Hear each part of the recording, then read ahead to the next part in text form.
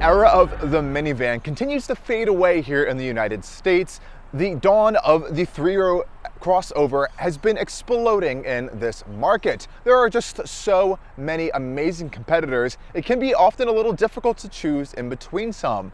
Chevrolet, for example, has had their iconic Traverse for quite some time now, and just recently it was redesigned from the ground up to give you more space, better looks, and overall a really good package. And here today we have this 2026 Traverse RS, pretty much fully loaded, and there are a few little updates we'll kind of dive into this video, but overall this Traverse offers an incredible amount of cargo space while having the same wheelbase actually now as its bigger body-on-frame brother, the Tahoe. So of course, as always, we're going to go into a full in-depth tour review of this 2026 Chevrolet Traverse RS. And I'm going to show you all the new features, what's amazing about this vehicle, and what I still think could be a little bit more improved going down the road. Let's go dive in. If you haven't heard, for this latest generation, GM has actually removed the long-standing V6 from the Traverse, as well as its sister vehicles, the GMC Acadia and Buick Enclave. Instead, all three vehicles are now powered by this engine we have here. This is a 2.5-liter turbocharged 4-cylinder engine. It's making a pretty impressive amount of power at around 328 horsepower and 326 pound-feet of torque. Standard is a front-wheel drive, but you can also option this selectable all-wheel drive, and if you go for the Z71 package, you'll get a different twin-clutch all-wheel drive system, which is a little bit more active at all times. This one's actually front-wheel drive most of the time, and you press a button and you got all-wheel drive, which is kind of a cool little touch. Now, the point of this 4-cylinder really was to help boost fuel economy just a little bit, and you're going to see around up to 27 mpg on the highway, 23 combined, and around 20-ish in the city. Over my week of testing so far with this vehicle, I've been seeing around 20 to 22 mpg combined actually, so that's been a more real-world highway and around town driving scenario. So leave it up to you, but you can still actually throw in 87 octane in this engine, so you don't always have to be putting premium in it, even though General Motors does recommend top tier fuel. Now, even with this 4-cylinder engine and 8-speed transmission combination, you are getting around 5,000 pounds of towing, so it is still pretty capable even with a smaller engine. Nonetheless, it is still a 4-cylinder and a 3-row SUV, and I would still like to see either a larger engine or some sort of hybridization down the road to boost fuel economy, or just, give it a little bit more of some extra grunt now and then, as a lot of its competitors still either offer an inline 6 or a V6 powertrain option. But we'll see what GM has up their sleeves in just a few years. Now, on the design front, the Traverse is still an all-new vehicle, so we're not going to see any dramatic changes for the 2026 model year. We do actually have 2 new paint finishes available for this model year, though, and as well as some are actually being removed from the configurator. So we do have a little bit of a shake-up there, but we do have around 8 color options you can choose from, and we also have quite a few trims we can choose from. The 2 top trims include this RS model we have here, as well as the High Country, which is a little bit more luxury focused and styled. This RS trim is bringing all this really cool blacked out trim up front here. So we have a gloss black grille, which is a unique design, gloss black lower fascia, as well as even a black Chevrolet bow tie badge up front over here. And I think this generation of the Traverse looks just perfect. It looks like a shrunken down Chevrolet Tahoe, which is not a bad thing whatsoever. We have these very slim and very bright daytime running lights up front here, and split LED headlights over here in the lower section, which are actually quite bright at night, which I think is really cool. And this one does have an optional and really gorgeous red tint coat paint finish. It's around a $500 option, and it really helps this RS to stand out against its competitors. I think it looks incredibly sharp. And like I also mentioned, this vehicle has the exact same wheelbase as the all-new Chevrolet Tahoe as well, which is a really cool thing. They may not be the exact same length overall. This one's a little bit of a shorter vehicle, but that enables this new Traverse to have an incredible amount of interior room and cargo capacity, which is really awesome. Continuing to leaning in the style front of this all-new Traverse RS we have here, I have loved all of the wheels that Chevrolet is putting on this new generation Traverse. This particular one, we're getting these absolutely colossal 22-inch wheels. They are gloss black painted for this RS trim. Even the High Country gets these really slick looking kind of machined finished wheels in the same size as well. So throughout the lineup, you're getting some really nice wheel designs, even in the lower trims. And there's actually a kind of midnight style package as well if you don't want to go all out for this RS one. That's a little bit smaller of a wheel, so that will allow you to have a little bit more of a thicker sidewall. But these Continental tires are actually, I think, very well paired with this Traverse. I don't really hear a lot of noise coming out of them on the highway. The suspension is generally quite soft and does actually a very good job at maintaining body roll in this large SUV through corners and on day-to-day driving scenarios. I think that's really cool. The sleek styling continues around to the rear and side profile of the Traverse. I'm sure we've all seen these on the roads plenty, but I just think this RS model looks really, really sleek. Again, blacked out trim on the trunk, and on the side profile, not much is going on, but we get a little bit of this swooping design for our rear glass for our third row seating.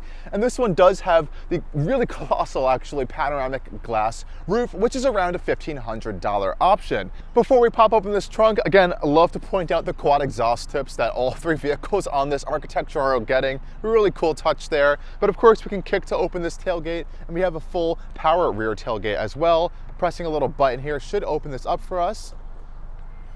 We're also going to have a digital rear view camera on this vehicle, which is standard on the RS, and you can get that on a few other trims of this Traverse with the driver confidence package now. Back here, like I said, lots of cargo space. Behind this third row, we have around 22.9 cubic feet. So it is actually a usable amount of cargo space. We also have this really cool little floor divider over here, which opens up. It stays open as well, and you're going to reveal this huge under tub, which adds a little bit more cargo space back here as well. And it's a genuinely usable amount of room down here. And if you screw open these four little screws, you actually are getting a spare in this vehicle as well. So you're not going to be left out on the side of the road stranded with the fix-a-flat kit in this all-new Traverse, which is a really nice touch. We're also getting some nice cargo hooks back here. There's a few different boxes and accessories you can select at the Chevrolet configurator as well. And what I really love about this vehicle is we can have full power folding third row seats. So we have an array of buttons on the side over here, and we can actually fold up and down this third row really easily. So that's going to make this whole process a lot easier for you. And we can actually launch forward that second row seating via these two buttons over here. Now with this third row folded down, we're going to get around 55 to 56 cubic feet of cargo space. With the second row folded down, we're going to get over 98 cubic feet of cargo space. So with this boxier shape and design, you're going to be able to fit things and stack things a little bit easier as well. And what's also really nice is we have a wide and low load floor opening back here. So getting like suitcases or boxes in and out is going to be a little bit easier than some of its competitors.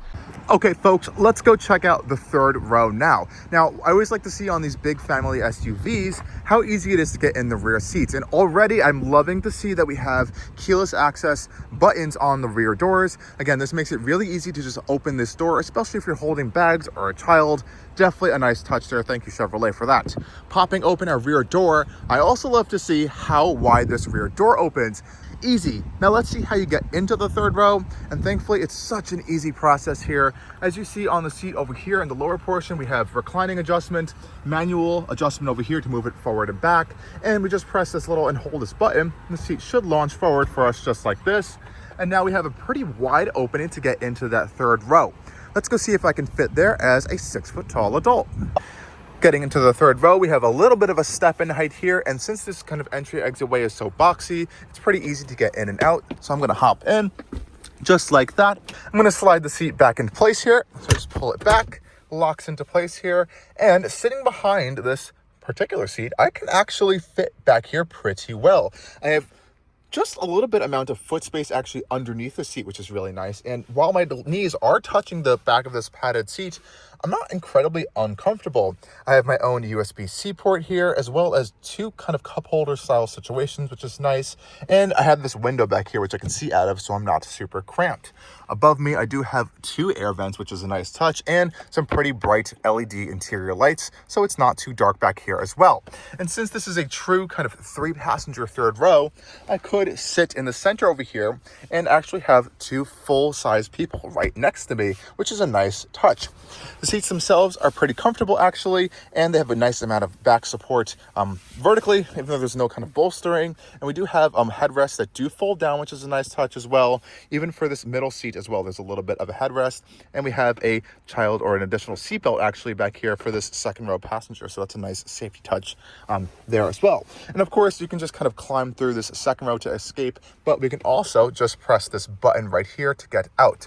And sitting back here, I have plenty, and I truly mean plenty of headroom. I have probably over 2 inches of headroom up here, which is really, really impressive. Even on the sides, as a 6 foot tall adult, I don't feel cramped in this third row. So this is actually a really usable space. And as I mentioned, getting out super, super easy. As long as no one's in front of you, all you got to do is press this button. Seat launches forward just like that once again, and I can hop out of the third row of this all new 2026 Chevrolet Traverse. Now closing up the door, let's have a listen to that door thunk. Pretty solid actually for such a large door. And now sitting in this second row seat, you're gonna notice it's actually really quiet in this cabin. I believe we have kind of an acoustic lamination on this higher end RS trim, which is nice. But off the bat, with the seat moved a little bit forward, I have enough leg room, knee room, and foot space to actually be pretty comfortable in this second row seat. It's also quite wide, so I don't feel really cramped in this vehicle, which is a nice touch. Nice big view out of this colossal window, but will note we don't get any sort of window shades at all in the Traverse. That would be a nice addition to have in this vehicle. We are getting up here our own little air vents on the side, as well as our own LED light inside, which is nice. And in the center console area over here, we're going to find we have 2 very, very large cup holders and our own climate control systems down here with outboard heated seats for these 2 captain's chairs. Moving down just a little bit further, we're going to get 2 USB-C ports, as well as an optional household style outlet in some of the Traverse trims, and a pretty large cubby space over there. What's also really nice about this Traverse is we have a completely flat floor, so kind of maneuvering across the vehicle is really easy. And I like how these captain rows chairs still offer a nice armrest as well. I would say they're generally quite comfortable. I would like a little bit more thigh support for some scenarios, but I would have to say for captain's chairs, these are pretty nice actually. You have a little headrest over here, and again, as I mentioned, really nice little red stitching all around to kind of make this RS trim a little bit more unique.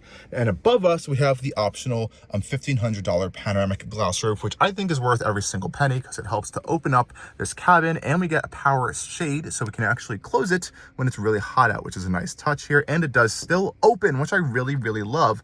And as you can see, it goes all the way back to behind my head as a captain's chair passenger. That's really nice in the second row, and it brings a little bit light to help that third row feel a little bit more spacious as well. So a lot of nice stuff going on in this second row area. And I do want to show you the all new key card that this vehicle can get. It's standard on the RS and high country trims. I believe it's available on some other trims as well. And as you can see, you just hold it up against to the front door handle actually to lock and unlock the vehicle if you don't want to have the key fob on you. I'm gonna go see if this works actually, because I have not tried this week at all. The vehicle is locked right now, just to show you guys, it is indeed locked. So I'm gonna rub it up against the door handle right here, and let's see if this key card works. So Chevrolet says all I have to do is rub it up right here.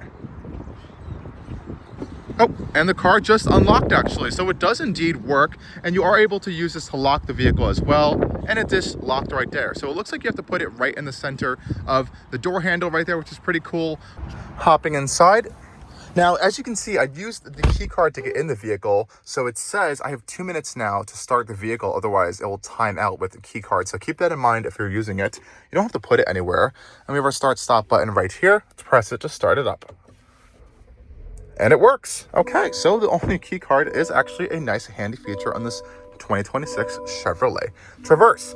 And since this was an all-new vehicle just a few years ago, nothing is dramatically new on this cabin. And I think that's perfectly fine, as it's a really usable space with a lot of tech and features. Up front here, since we have the RS trim model, we're getting a flat bottom steering wheel here with the RS logo in the center and some nice red stitching all around. RS and High Country trims also come standard with GM's Super Cruise system, which is just a fantastic feature, though this one does not appear to have the newer style hands-on Super Cruise that we just experienced in the Escalade IQL, as well as the 2026 Hummer EV SUV. On the left-hand side over here, we're going to find a few controls. So we have our electronic parking brake, a few different drive modes to scroll through. So we're going to get some cool graphics on the center screen, from tow haul to snow and ice, off-road, sport, as well as just a good old normal mode as well. And we're also getting our button to turn on our all-wheel drive system. So as you can see on our dash over here, it's actually in two-wheel drive right now. I pressed the little button and it turns on that differential, so we have all-wheel drive. So handy little dandy button there, but remember, this is not an automatic system. You do have to press this button to engage it, as well as an auto stop start off button right there, and our master dimmer switch. And since this car is boxy and very almost truck-like now in its design, we have so much view around us with massive panels of glass that makes seeing out of this thing super, super easy, as does our camera system in the vehicle. So we have a 360 view camera system in this Traverse. Works really well, actually. We have plenty of side views, so we can see our front and rear wheels. We have a trailer hitch view as well if you are indeed towing, and all of this works pretty well. We even get park assist and entry assist as well, so entry and exit assist in this vehicle, which is a nice touch. So very premium features in this 2026 Chevrolet Traverse. The right hand side, we have our steering wheel seat heating, as well as our voice control, music control, and we have a button here to change our cluster view here. This around 11-inch screen's pretty crystal clear. I think it's actually quite nice and very configurable, since we are able to access our full Google Maps, as you can see right here. And then if you have Apple CarPlay running, you can actually throw up both Apple Maps and Waze in this system, which is a wonderful, wonderful feature to have up here. So I really like that they kept that in this 2026 Traverse. We also are getting a driver assistance view here, as well as a very clean, simple view if you don't want to have all that stuff distracting you while you're driving. We are not getting any sort of heads-up display in this vehicle whatsoever, even in the top trims, though we do have this kind of warning indicator there that we see in some other Chevrolet and GM products. A little bit of some extra design flair, some silver trim here. You're going to find more of that cascading gradient effect red trim on the dash, and there's actually a huge ambient light strip that runs throughout the entire dash, which does turn on at night, which is a nice addition to this cabin.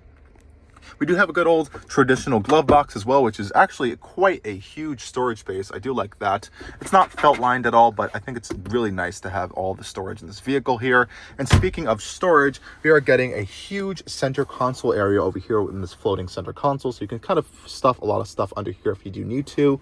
Up here we have two big cup holders, which is nice. They are rubberized as well to fit a whole bunch of different sizes of cups. We have a wireless charging mat over here, as well as this can be used as some storage as well. A USB-C port, a USB-A port hidden back here, and we have a good old cigarette style 12-volt socket over here as well.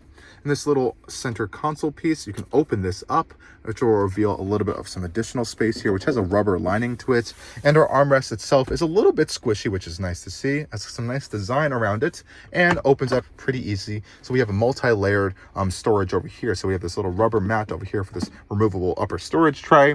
I like how there's illumination in here, and it reveals a nice big large box of space in here. I would like to have another USB-C port in here. That would be nice, as we only have a USB-C and a USB-A port in the front of this interior. I would like to have a little bit more charging solutions up front here, but otherwise, storage space, you have plenty of that in this 2026 Chevrolet Traverse.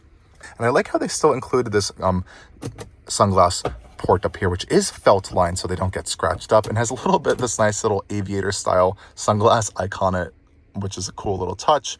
Up here, we're going to find really bright interior cabin lighting as well as our controls for our large panoramic glass roof and some OnStar controls as well. So a lot of great features in this upper portion over here. Now, of course, the pièce de résistance of this interior here is this absolutely, and I truly mean, colossal 17 plus inch touchscreen display over here. This is a really, really cool display here, and you're going to notice off the bat down here we still have physical climate controls. Thankfully, it's not all shoved into the display. And if you need other controls, we have this permanent bar down here where we'll always have access to our things like our 3-stage heated seats, our 3-stage ventilated seats in this particular RS trim, and as well as some more redundant controls for our fan adjustment, and we can change our directional control right here as well. The rest of this stuff is all kind of shoved into this display. So that includes things like all of your lighting controls are going to be found here. But you know, these days you just leave it in auto and it kind of does the trick for you right there, which is nice. And I'm so happy that we still have Apple CarPlay and Android Auto available in this vehicle still. We have this kind of home screen page over here, so you can customize all of these widgets to really be whatever you want. Your home view is your kind of app store layout here, so you have all of your apps laid out here. And I love the ambient lighting on this vehicle. I wish it was a little bit brighter. It is fully brightness turned up now, but even at night when it is on, it's still not the brightest ambient lighting, but I do like that we actually have it in this vehicle. It really helps to elevate this cabin.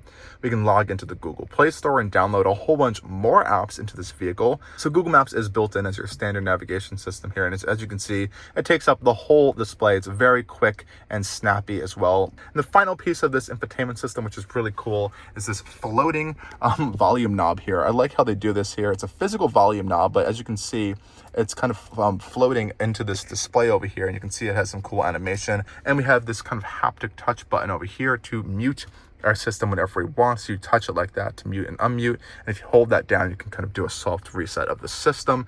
The materials, you know, are fine. It's just a lot of different variations of injection molded plastics and stuff, but I think for this kind of vehicle, it's totally okay. Definitely though, at the price point, this one's around $61,000 as configured. I maybe would have liked a little bit more nicer materials in here. But of course, that is what the GMC Acadia as well as the Buick Enclave are for. This vehicle is a little bit more luxurious cousins. Nonetheless, let's go take this thing on a drive and see how it handles out on the road.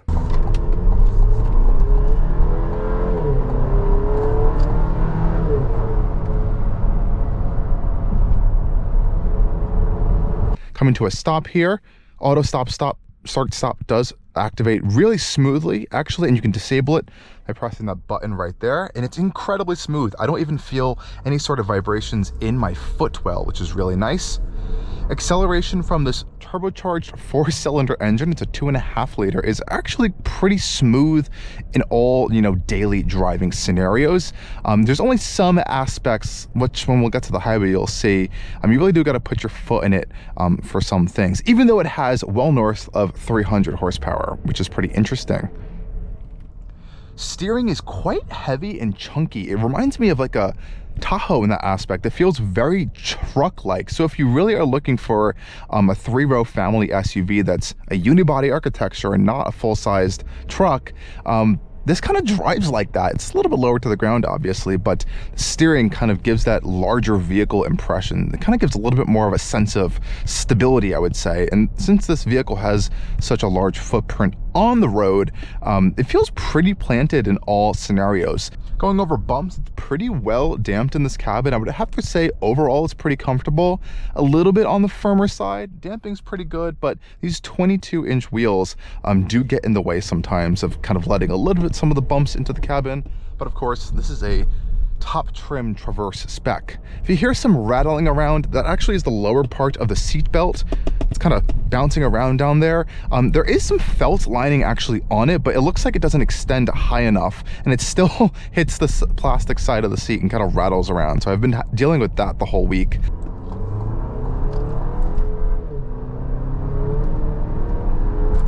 Whoa, and it does get up to speed pretty quickly, but as you may have just seen there, we are in front wheel drive mode. So 2-wheel drive mode is what this vehicle will always be in. It does sometimes have a little bit of a torque steer-ish effect with all that power going to the front wheels. If you want to activate all-wheel drive and you have purchased the all-wheel drive Traverse, you have to manually do it by pressing all-wheel drive over here on the lower left-hand side, which I think is a little frustrating.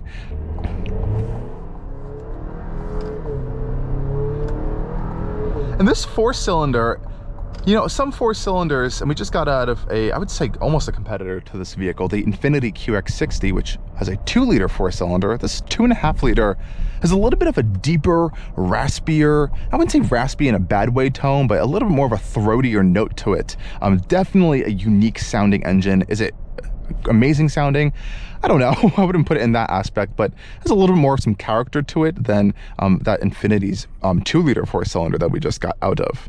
Again, coming to a stop, I will note that we do not seem to have any sort of auto brake hold. I've tried pushing down the brake as far as I can, actually just turn the engine back on, and I could not find a button anywhere in this cabin for that. So that would have been a really nice feature to have, especially if you're in a lot of stop and go around town traffic. Okay, folks, we're gonna head out onto the highway here. We'll get a little sense of some acceleration. Let's pop it back into sport mode for you guys just for a second.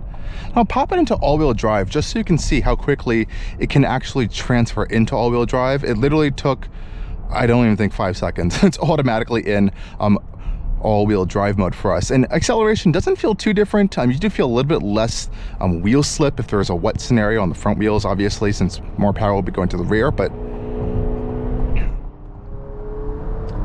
get into speed, gets into gear, and once you floor it a little bit in sport mode, the transmission can go into this performance shift mode, which is pretty interesting. And if you do want to use the paddle shifters, you have to press this little L gear icon on the steering wheel here. And let me just say right here, this is not a performance vehicle. Shifts are not particularly accurate there, but you do have them if you need them. And this particular Traverse and a few other trims can also get the absolutely wonderful General Motors Super Cruise system. So all you have to do is drive on a road. If it's available to use on a road, you'll have a giant icon pop up here. If you're in your assisted view screen, if you're in a normal screen, you'll see that icon still pop up there, and all you got to do is press the Super Cruise icon and you are on. You can take your hands off the wheel and keep your eyes on the road, which you still have to do. Making speed adjustments is very easy on the left-hand side of the steering wheel here. You can change your distance and following distance right here, which is pretty easy.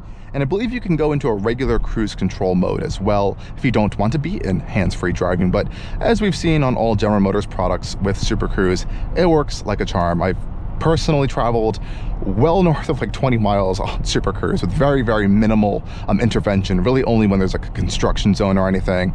It's just so good. We have lane change assist here, so we can automatically change lanes, or you can initiate one yourself by pressing the turn signal stalk right there. It's really confidence inspiring. I always like this cool icon on the steering wheel here. And we do have a pretty solid Bose audio system in this vehicle as well. So I'm gonna pop up our test track playlist here and we'll have a little bit of a listen to what this sounds like. We have a giant volume knob up here that we can mute really easily with the touch of this little button right there, which is also really cool. And we have steering wheel adjustments for our volume on the right hand side.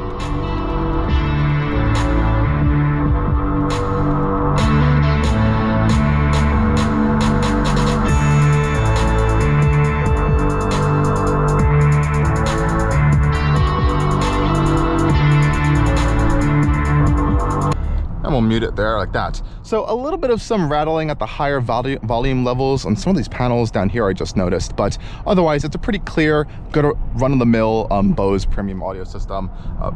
Nothing too crazy, nothing too out of this world. Obviously, you're not going to expect that out of a Traverse, but for general audio listening needs, I think it's totally just fine, okay. Otherwise, I still think this 2026 Traverse is a pretty good vehicle to look at if you're considering a 3-row large SUV that can haul your family and cargo around. It's a pretty usable space nowadays, and if you want to downsize from something like a Tahoe, I think this is a pretty good option to look at, especially if you are sticking within the General Motors and even just Chevrolet family. As always, guys, as we now end off in traffic, I'm going to attempt to reconnect our Super Cruise, but it doesn't seem to be working right now, and I will end up this video. Thank you guys again for watching. Please like, subscribe, and follow Allcarnews for more coming down the road. Cheers.